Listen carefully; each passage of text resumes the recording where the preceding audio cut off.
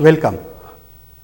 Today we shall see the input-output structure of flow sheet. That is the second lecture of this module, flow sheet synthesis. In the previous lecture, we saw as what input information is available when we start designing a process. We have reaction, basic chemistry of the reaction, the stoichiometry, the reaction conditions, the catalyst, so on and so forth. And then we saw as how this information needs to be improved when we start designing a large scale process from a laboratory experiment. For example, we need to know the purity of raw materials. The raw material that is used in the laboratory experiment is very pure, but that purity may not be achievable on commercial scale. Therefore, we have to see as what side reactions or what impact the impurities in raw material will have on the process. Okay. And then we saw as what factors govern the selection of batch versus continuous nature of the process, whether we should go for a small scale batch process or a large scale continuous process. Now, we found that there are several factors that affect this particular decision. First is the market force, the type of product that you have, the lifetime of the product, okay. And then other factors such as process constraints, like suppose your reaction contains a material that is thermally decomposing, which can form coke and deposit on the reactor wall, or you have reaction conditions in which fouling will occur, where you will have to shut down the device, the reaction vessel, and clean it very often. So, in those conditions continuous process is not possible. And then we saw the level of or the kind of decisions that we have to make while designing a continuous and batch process. Now, in today's lecture we go one step ahead and then see the input-output structure of the flow sheet. Input-output structure of the flow sheet essentially means drawing a box around a process and see what are the raw materials that are going into the process and what are the products that are coming out. Okay. This is essentially the level 2 of the hierarchy of decisions during process flow sheet synthesis. The first decision we have already seen, batch versus continuous. Second will be the input-output structure of the flow sheet. Third will be the recycle structure of flow sheet. Then comes the separation systems, and then come heat exchanger network. Okay. So, we are at the level 2. Let us see what decisions we need to make for the input-output structure of flow sheet.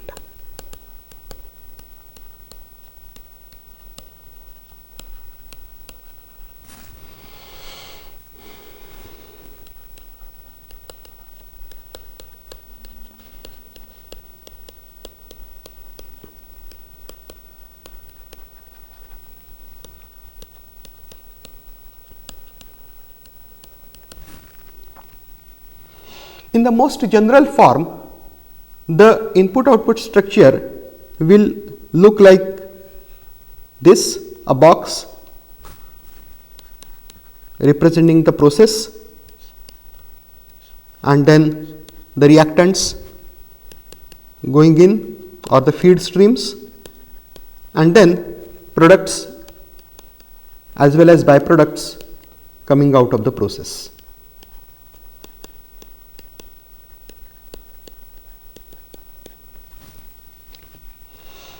Another structure of flow sheet could be that including a recycle and purge stream. Now, under what circumstances we need to use a recycle and purge, that we will see in the later part of this lecture. Okay. So, this particular flow sheet would look like this: the feed streams going into the process, products and byproducts coming out.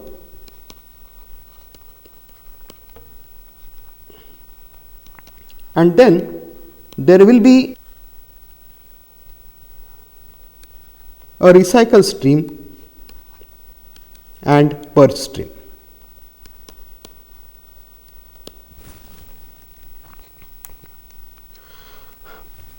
Why do we need to assess the process with such kind of flow sheet? In many petrochemical processes and also other process industries, the processing cost is about 30 to 80 or even 100% of the raw material cost.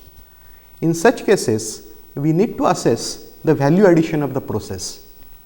We need to do material balance from outside process, as what is the total cost of material that is going in and what is the total cost of material that is coming out. And then if that economic potential is promising, then we need to go to the next stage.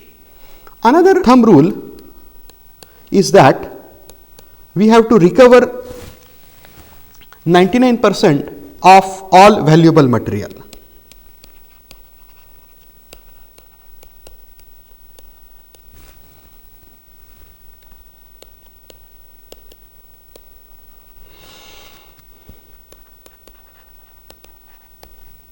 Now, as you will see in both of the general types of flow sheet, no reactant leaves the process.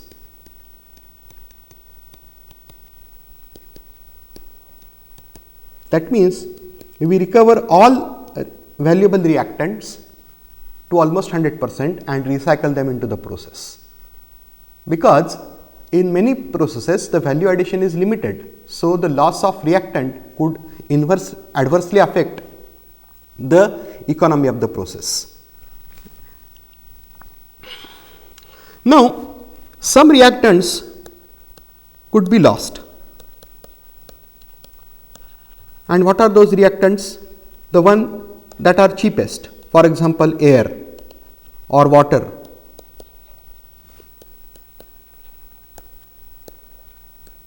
Now, we would not like to recover air, because air is free, you can use as much as you can. Okay.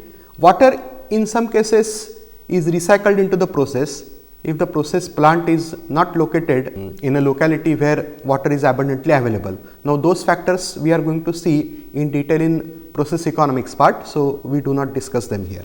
Okay. Now, as far as the purge and recycle streams are concerned, these are used when you have gaseous reactants.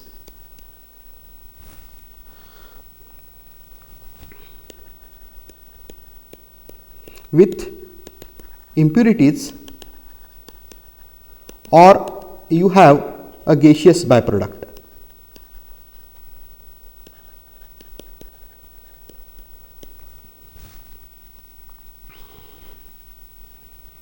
Which could be maybe a side reaction.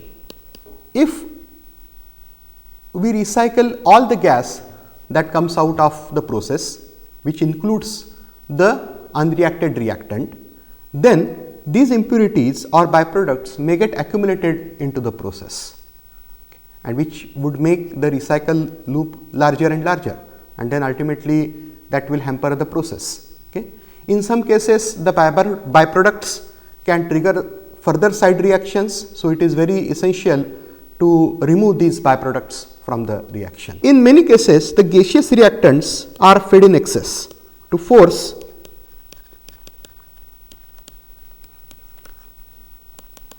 complete conversion of the limiting reactant.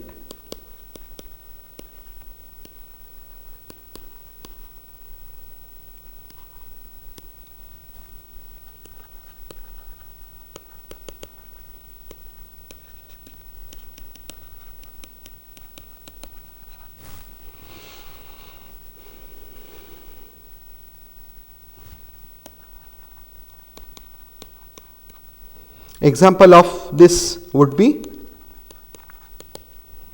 excess hydrogen fed to HDA process, hydrodealkylation process, to force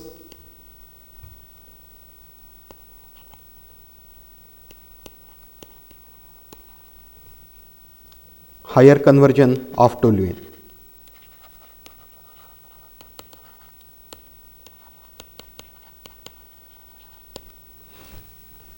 Now, we saw in previous lecture that methane comes as an impurity with hydrogen. Methane is also generated in the reaction. Therefore, it is essential to keep the level of methane below certain limit in the process, and hence a purge stream is used. But obviously, hydrogen is also lost from the purge stream. So, that is a loss of hydrogen occurs in the purge stream.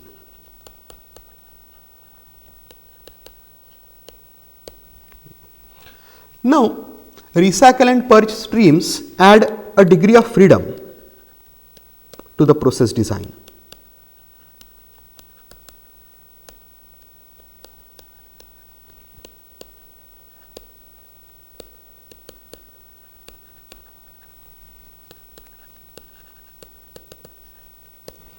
And the variables that represent this degree of freedom are the recycle to purge ratio, how much gas you should throw out as purge, and second, the composition of the purge stream.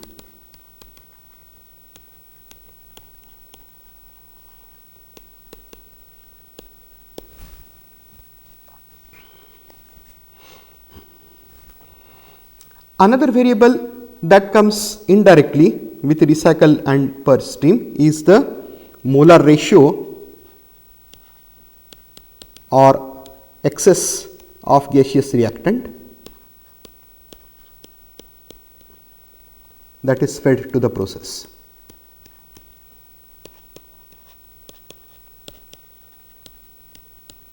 With this introduction, now we shall see what are the decisions that we need to make while deciding the input output structure of the flow sheets.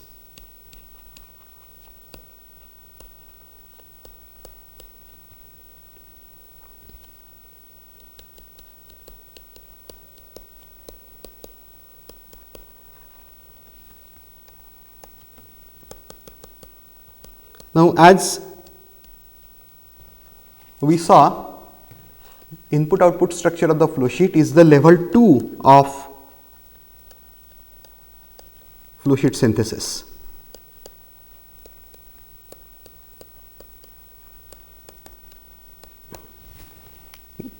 Now, the decisions are, in the first place, do we need to purify the recycle stream?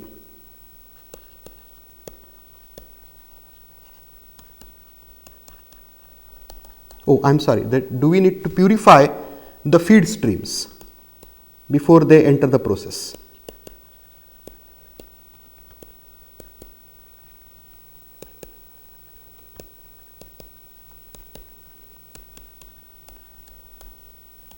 Then, should we remove a reversible byproduct from the process or from the reactor effluent, the stream coming out of the reactor? Then the third decision is that is a recycle purge stream needed?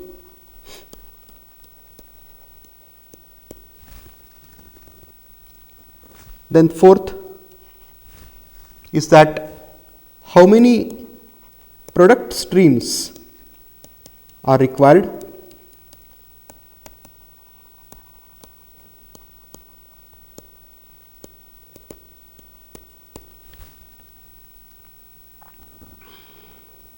And then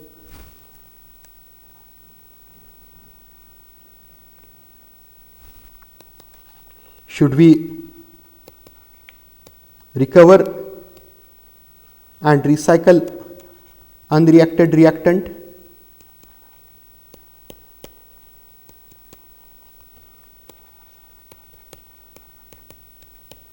And finally, listing of the design variables.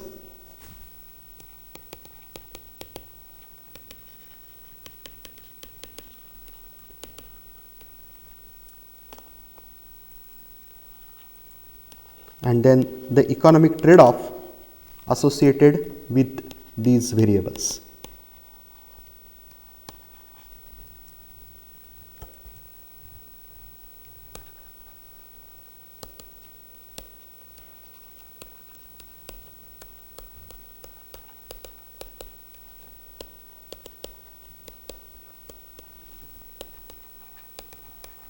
As we will see in the following discussion, every variable will have two sides. It is like two sides of a coin. If you increase that variable, some benefits will occur, some demerits, and if you decrease that variable, some benefits and some demerits. Okay. So, that is what we mean by economic trade off. Okay. Now, let us see each of these decisions one by one. The first decision was the purification of the feed streams.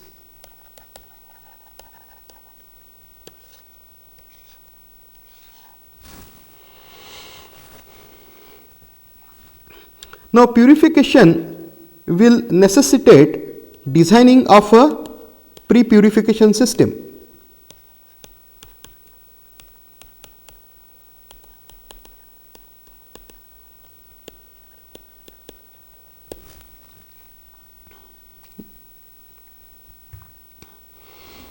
Now, in some cases, you may like to feed the process from tail rather than head, which means if the impurities present in the feed streams are also byproducts of the reaction, then it is a good idea to feed the process from back, so that to feed the process from front, so that these impurities get removed along with the byproducts of the process, and then relatively pure streams can be obtained at reactor inlet. However, we may not know what kind of separation system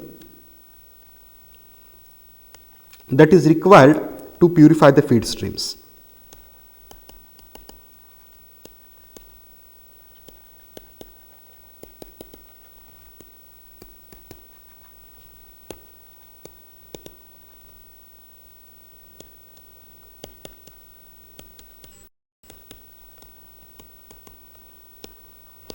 But still, let us see under what circumstances we should purify or we should not purify the feed stream. So, some guidelines for decisions are as follows.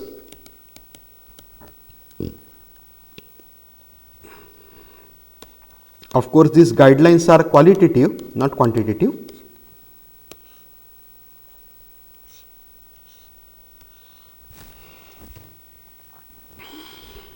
First, if the feed impurity is not inert and is present in significant quantities, it is better to remove it at the inlet of the process. That point we note, feed impurity not an inert component, which means it is going to trigger side reactions, give further byproducts which would complicate the separation system design.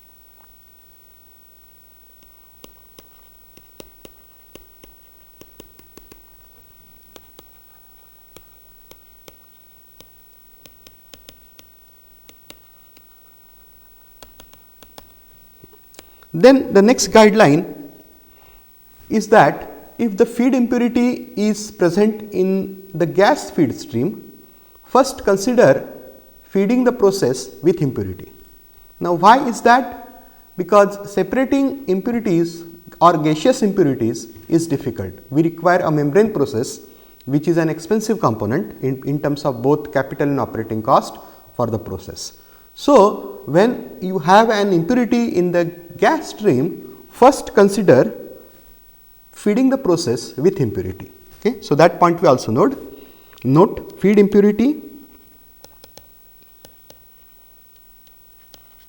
present in gas feed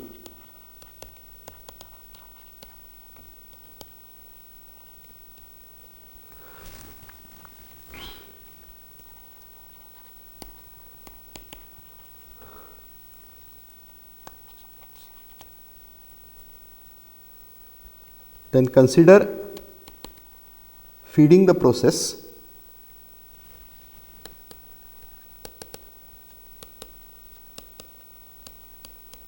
with impurity.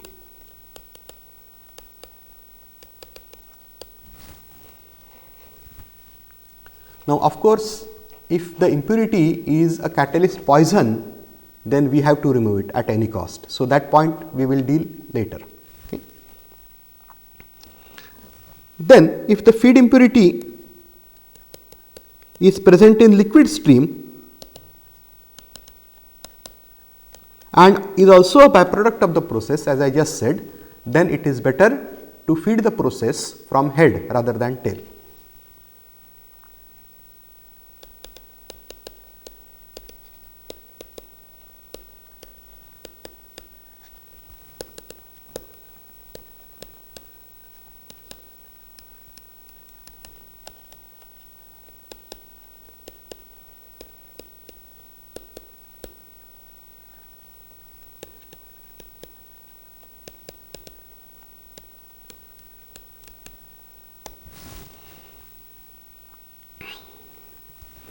Then, if the impurity is in large quantity,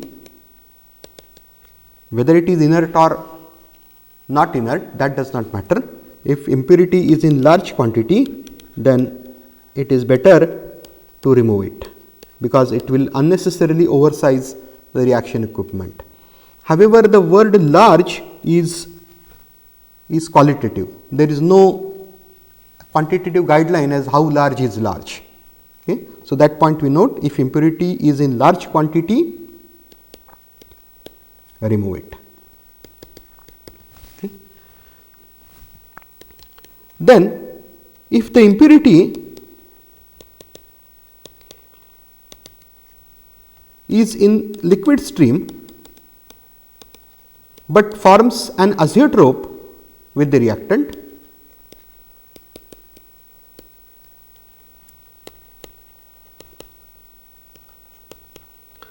then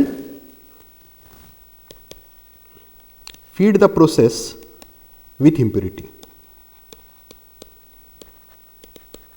Azeotropic distillation is one of the expensive operations of chemical industry. So, if you have to remove an impurity that is forming azeotrope, you have to go for either extractive distillation or add an entrainer, which will add to the cost of processing. So, it is a good idea to feed the process with impurity. Now, depending on the process, it could be that the impurity is easy to separate from products than reactant, and then you can afford a feed with impurity. That point we also note, that if the impurity is easy to be separated from products than reactant, then feed the process with impurity.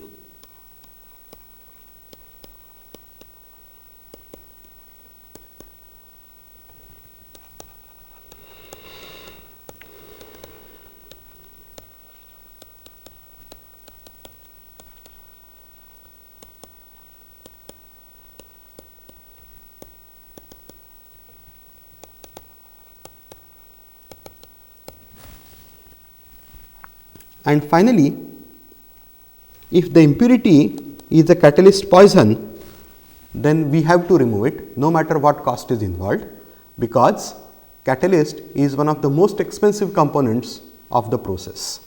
Okay. So, that point we note, if the feed impurity is catalyst poison, as many sulfur containing gases or sulfur containing liquid reactants, we have to remove the impurity.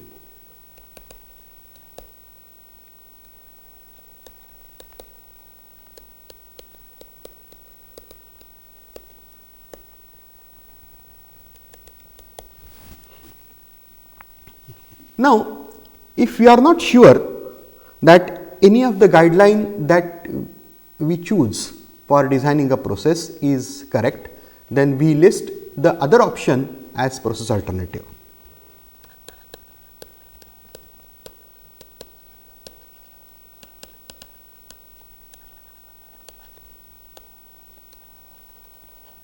So, process alternatives could be generated with these guidelines.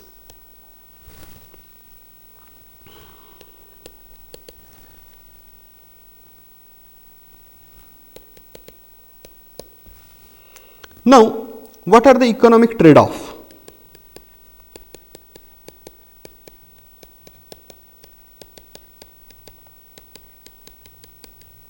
with feed purification.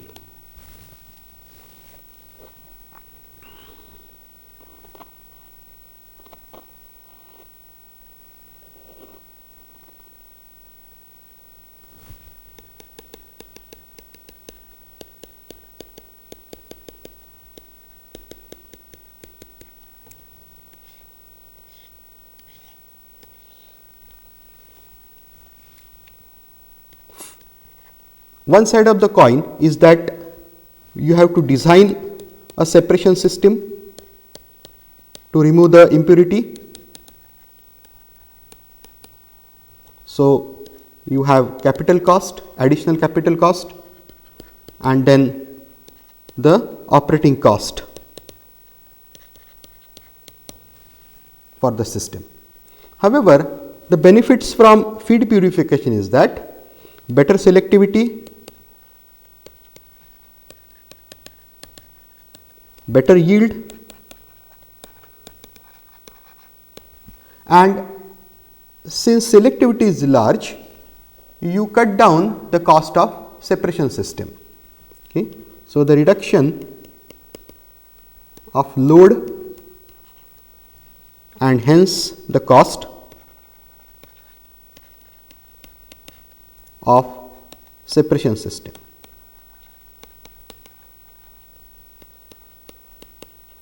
Now, both of these factors are reaction specific or process specific.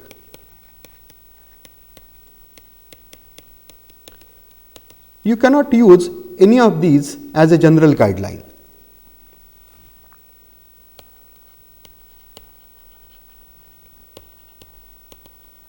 So, the decision whether you have to purify the feed stream or not depends on the process.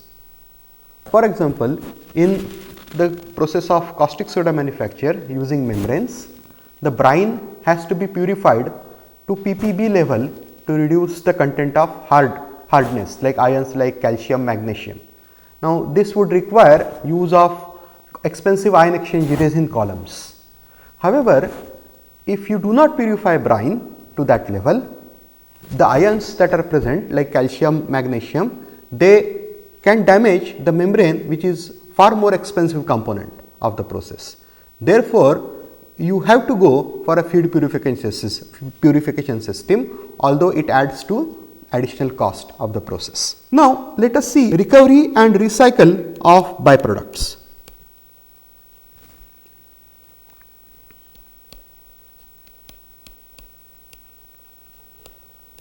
Especially the reversible byproducts.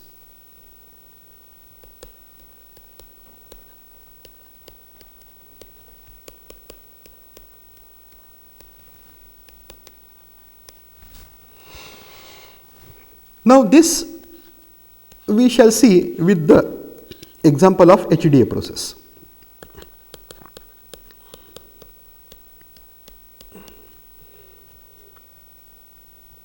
I would write again the basic reactions involved in HDA process. Toluene plus hydrogen gives benzene plus methane, and 2 moles of benzene combine reversibly to give the byproduct diphenyl with liberation of hydrogen. If we recycle diphenyl rather than removing it, okay, then it will build to an equilibrium level in the process and will stay constant. Okay. If diphenyl is recovered and recycled,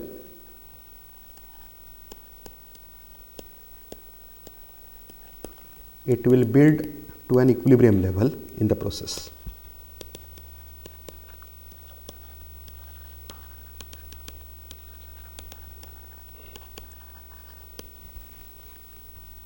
Now, to accommodate this additional component, you will have to oversize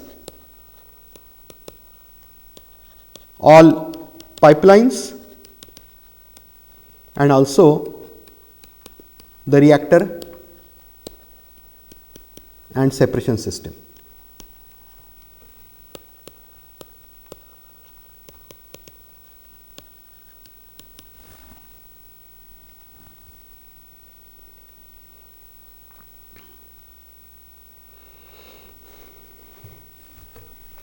However,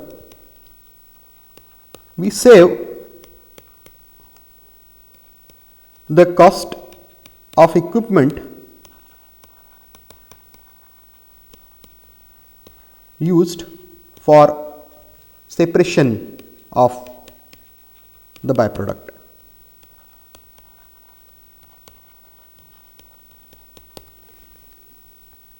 And we also save the loss of reactant in the form of byproduct.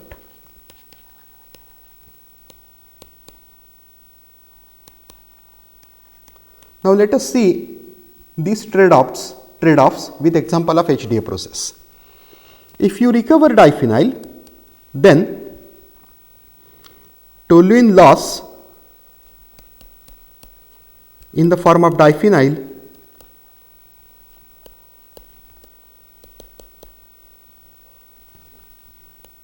is eliminated. Second, the distillation column separating toluene, the unreacted part of the toluene, from diphenyl is eliminated. However, diphenyl is used as a fuel in the process.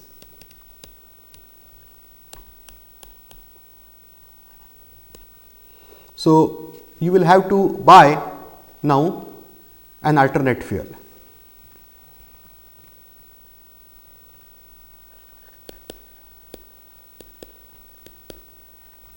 And then, as I just said, you will have to oversize the equipment and pipeline.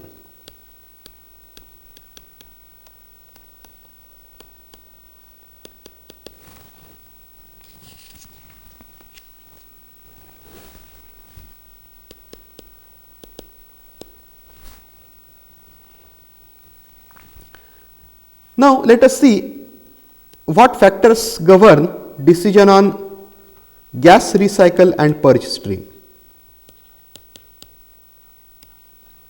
As I mentioned earlier, gas recycle and purge stream adds a degree of freedom to the process in terms of the ratio of recycle to purge and the composition of the purge stream.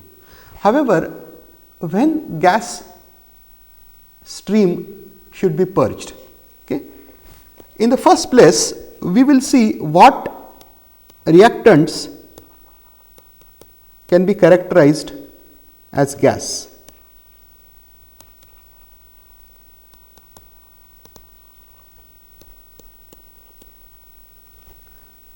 Now, in process industry, these components are also called as light ends.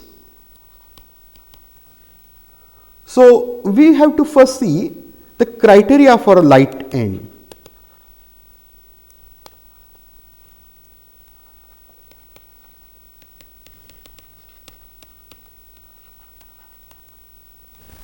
Since the transport of liquid stream is much easier than the gas streams, for liquid transport you only need a pump. Okay. You would like to have as much of your reactants in gas phase as in liquid phase as possible and avoid gas stream. But in some cases light ends cannot be avoided. So, for light ends, okay, we use the criteria of liquefaction. Okay. To liquefy a gas or vapor stream, you need to compress and cool or condense. Now, cooling could be with simple cooling water or with refrigeration.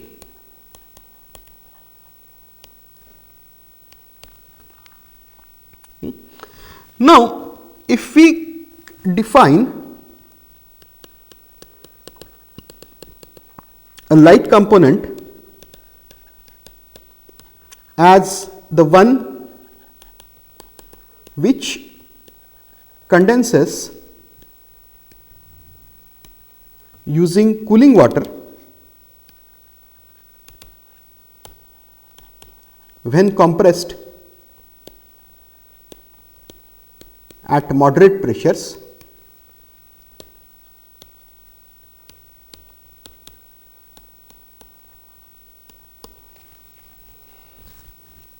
then we can use propylene as a basis.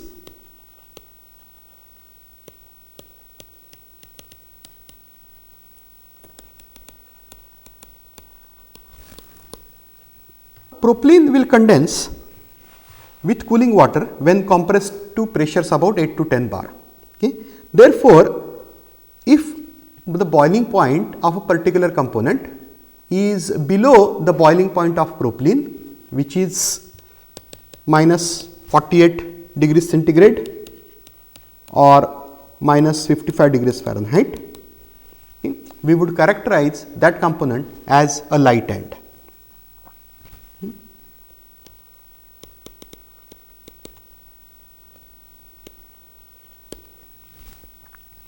Therefore, if any component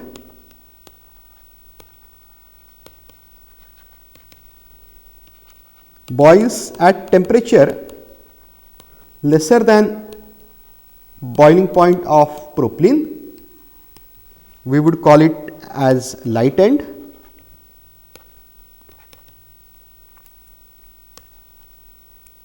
and then we have to go for a gas recycle and purge stream.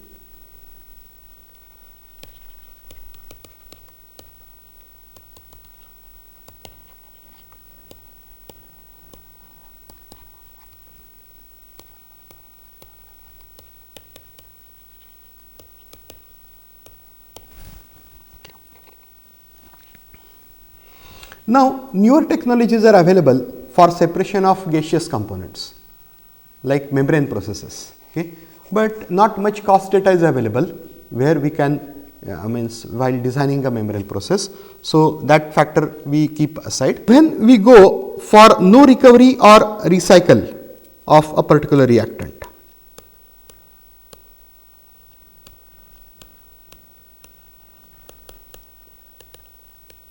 obviously when the reactant is cheap like water or air.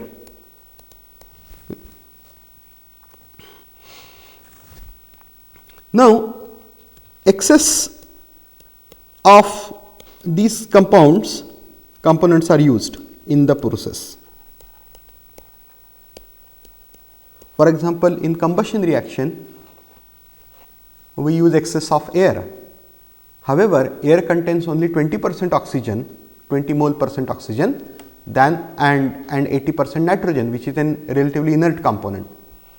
Therefore, when we choose excess, we have to define as how much excess, okay, because giving unnecessarily large quantities of air could put burden on your blower, okay, which uses electricity for operation. Okay. So, that point we also note. Excess of components used, specify excess, use of unnecessarily large quantities,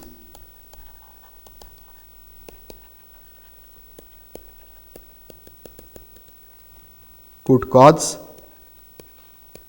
burden on equipment and increase the operating cost.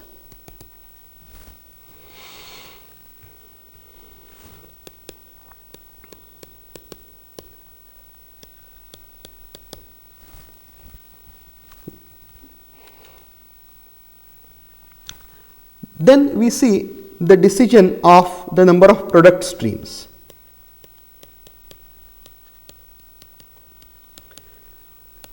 The products and byproducts emerging from the process, what is their destination,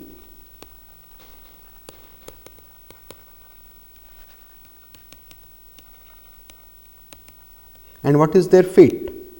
what we would ultimately do with these products and byproducts.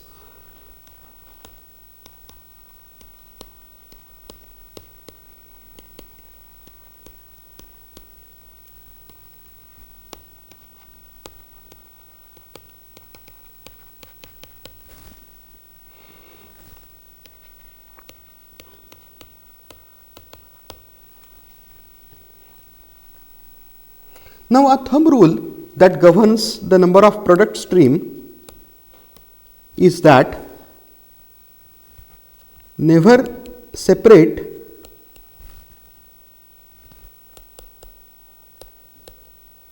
and remix two streams.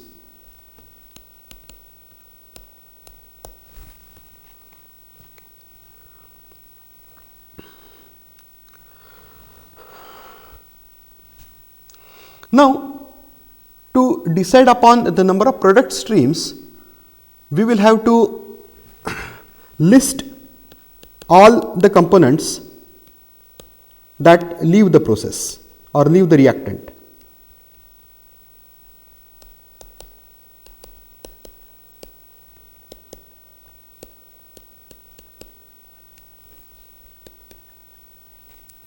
Leave the reactor. Okay. Now, what are the component classification?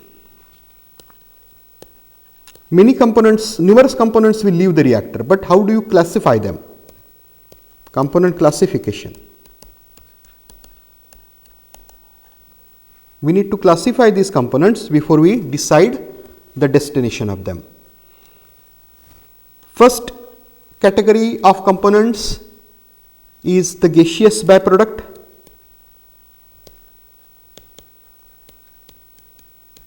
And the feed impurities,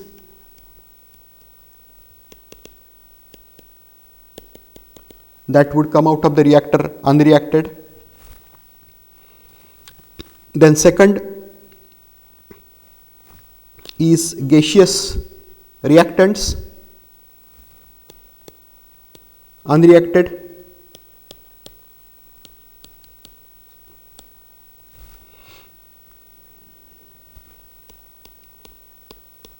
Now, these unreacted reactant may also contain some inerts. Then third category is reaction intermediate.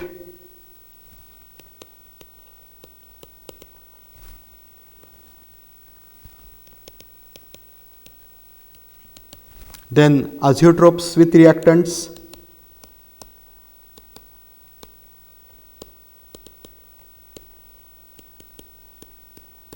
Then the reversible byproduct.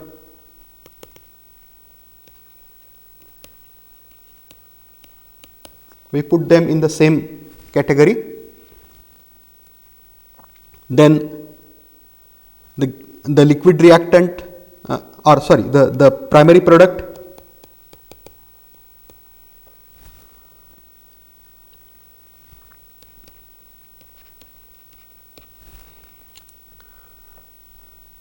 Then valuable byproduct.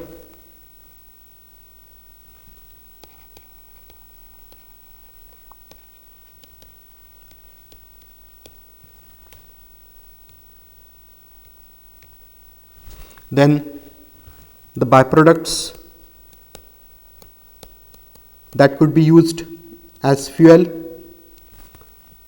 and byproducts that need treatment before disposal.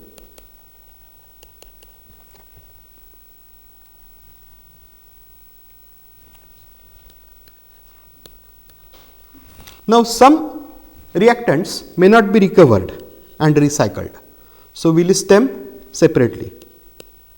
Gaseous or liquid reactants not recovered and recycled.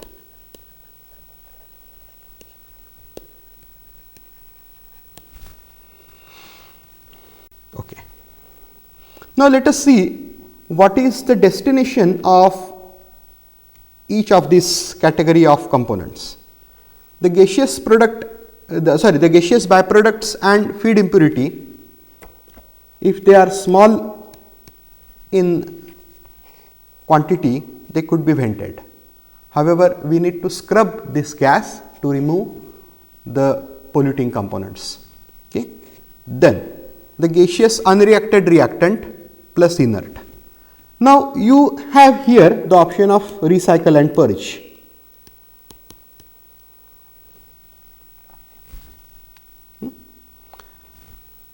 Reaction intermediate, azeotrope with reactants, reversible byproduct, you have the option of recycling them. You may also remove them, but it is better to recycle them back to the reactor. Primary product and valuable byproduct will go to packing and further processing, or let us say packing and further processing.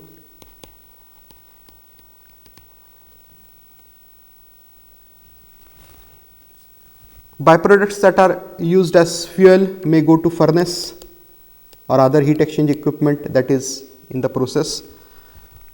The waste byproducts or liquid byproducts that need waste treatment to remove or to lower the BOD and COD may go to effluent treatment plant.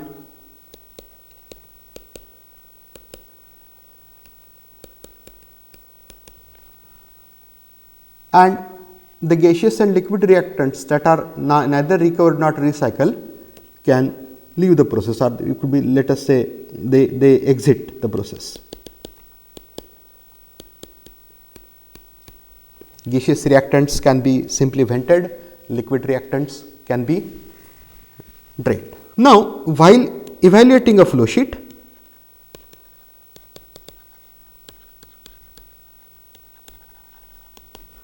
we have to ensure that all reactants, unreacted reactants and byproducts and products leave the process. At each stage, we have to evaluate the flow sheet, and the thumb rule that we use is that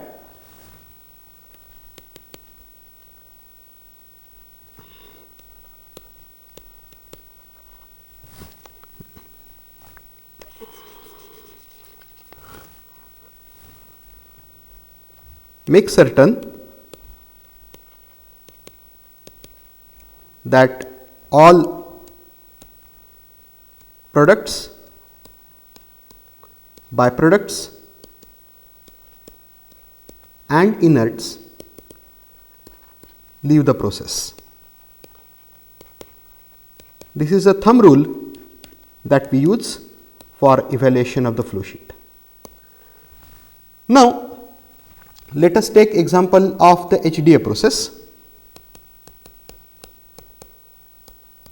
The input output structure of the HDA process would look like this.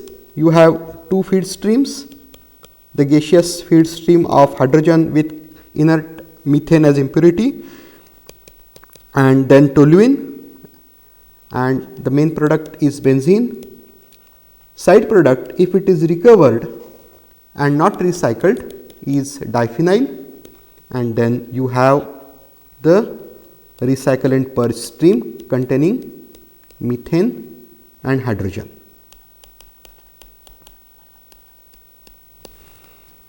Now, the impurity, main impurity in hydrogen is methane, okay, and we have to make sure that while designing a process, all inert that enters with fresh feed hydrogen should leave with the purge. Okay. We also need to consider what are the impurities that could be present in toluene. Now, these impurities can give further side reaction like formation of terphenyl or etc. However, to make the process operable, we have to make sure that all products, byproducts and inert leave the process. That is a thumb rule. If any inert is not removed, then it may build up in the recycle loop and then will make process inoperable. So, In this lecture, we have seen certain decisions for deciding the input output structure of the flow sheet. In the next lecture, we shall try to identify the major design variables, and then we shall try to do an overall material balance around the process, and then evaluate the cost of various streams, feed streams, product streams, byproduct stream, purge stream, and then finally decide the economic potential of the process.